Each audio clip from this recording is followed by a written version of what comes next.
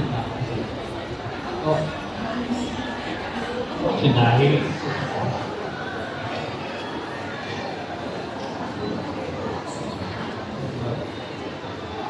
好啦，咁啊示範啦，即係我會一定要扣好安全帶先至可以將個人推走。咁我仲有喎，上落車咧，如果落斜路，你要坐過山車，細個嘅時候要坐過山車，咁苦衝啲人驚，驚啊嘛，我一定要個尾落啦。咁呢個係安全好多啦。咁你有人問喂呢個咩嚟㗎？咩嚟㗎？咦？呢個真係最緊要。好有啲款咧，就係呢個係個靠背。跟住咧，個靠背向後嘅，所以上車之前檢查清楚呢啲掣係咩嚟。如果唔係咧，咁要剎車啊，要向後拱，即係人坐有時候咧，睇重要向後啊嘛，咪拉住。如果唔係前面向後搭嘅，咁就入危險。好，咁我哋去下一個位。好啦，咁我哋呢個口訣俾大家好唔好啊？快速嘅口訣啦，我哋單腳拐杖咧就係最輕便。四腳叉千祈唔好穩，因為唔穩就跌咗啦。咁跟住翻架抽氣先可行，穩輪有掣停低頭。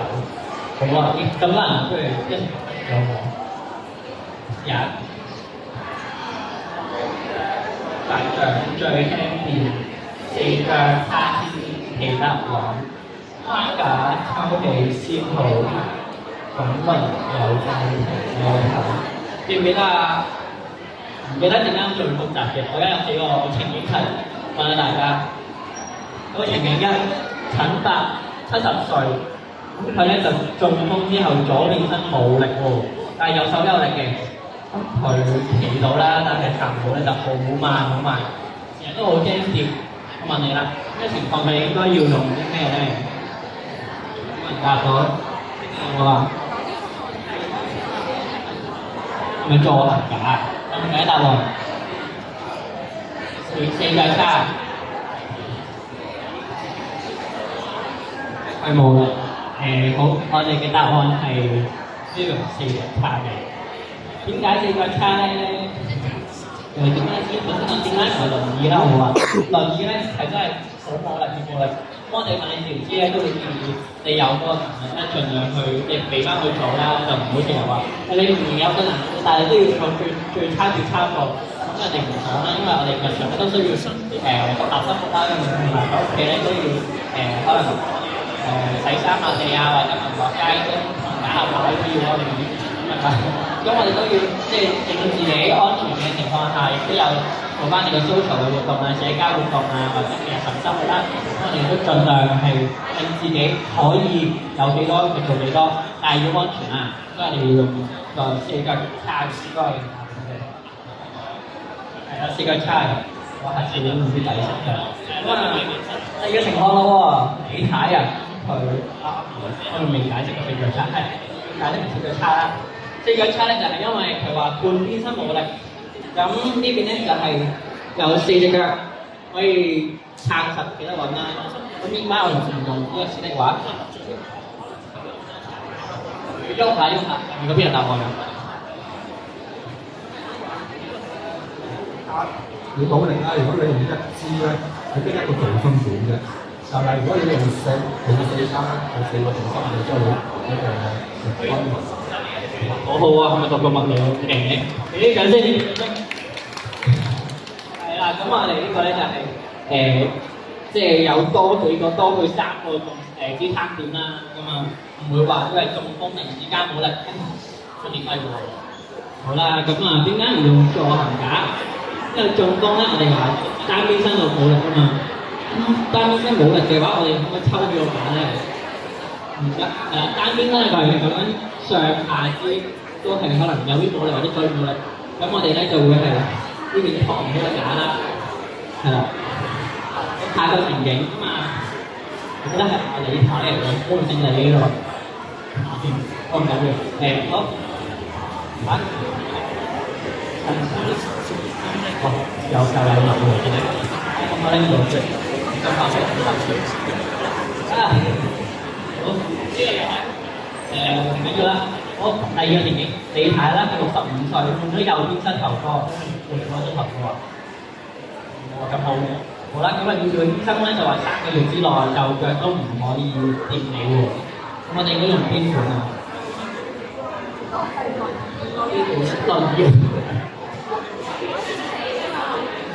右邊我右邊唔掂，左邊掂得嘅。係呢款啊？呢個呢個呢款。哦，呢款係啦，呢個紅帶冇咩答案先，都好叻㗎，係會拎3個位置。呢3個方面。咁我哋做行架啦，點解咧？因為我哋話換咗膝頭哥，咁啊唔掂得你。而家咁安唔安全啊？好似我安唔安全嚟？係啦，安全情況下咧，咁我哋有個架向前啦，隻手撐。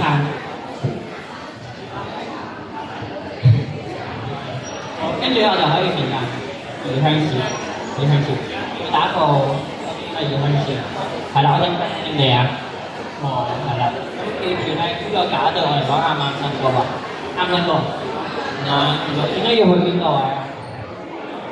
要去到冇乜曬控制你嗰個最突出嘅骨，嗰個後位，係啦，大咁啦。有啲人嘅部位高啲嘅嘛，我哋就計嗰啲係。我哋計西裝嘅大位嘅褲位嘅。好，咁第3個情景咯喎，第3個情景咧就係黃婆婆85歲行路好慢嘅，佢行5分鐘好少喎，咁就要企喺度唞啦。佢有個呢個帕金遜嘅手震，佢呢個要用邊款咧？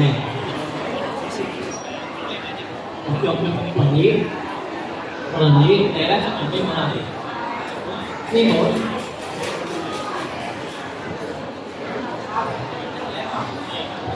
呢排就佢唔差到話好嘛，只不過佢係下段時間需要休息。呢個比較好，呢個實講就係你要跟上好啊，好好嘅嘗試咁啊呢個答案咧都少少 tricky 嘅，因為咧在場係冇呢款嘢用，但係佢要個滾輪架啦，冇錯。你啱呢個先生我講嘅叫張凳仔係好啱，因為話5分鐘就要唞啦，咁啊。有啲凳仔係好啲嘅，但係點解我哋唔推薦用呢款咧？因為始終佢都係得一個支撐點，同埋其實佢都容易棘嘅。如果手震嘅話，咁會點啊？同我支拐杖冇分別啊！冇分別，而且呢啲重過我啲拐杖，因為嗰張凳嗰度。咁啊，我哋掌聲俾佢先生同埋啱呢位。好啊，咁我哋報翻咗我哋啦。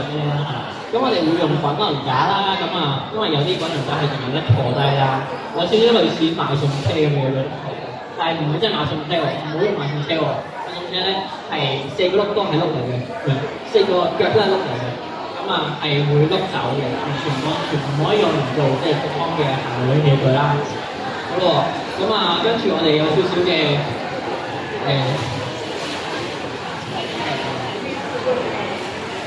好啦，咁我哋要講少少家居防鐵，我諗大家都想聽呢個係咪？屋企點樣防鐵啊？好，咁我哋嗰啲通常咧光線咧要一定充足啦，不足就會容易剔到啦，係咪？有冇人話需要夜晚可能要去廁所咁樣容易都會起身㗎，係咪？咁有黑衣掹咧，好容易剔到啦。咁啊，我哋要光線充足啦。咁地下如果有水點算啊？抹咗佢，係啊。好，咁抹咗佢，因為如果問啲水咧會容易跣到啦。如果啲水啲咩咧啲衫袖啊、褲管啊太長咧，會棘到啦。換籃屋企有冇換籃高唔高啊？要屋企過門高唔高門啊？都要換籃。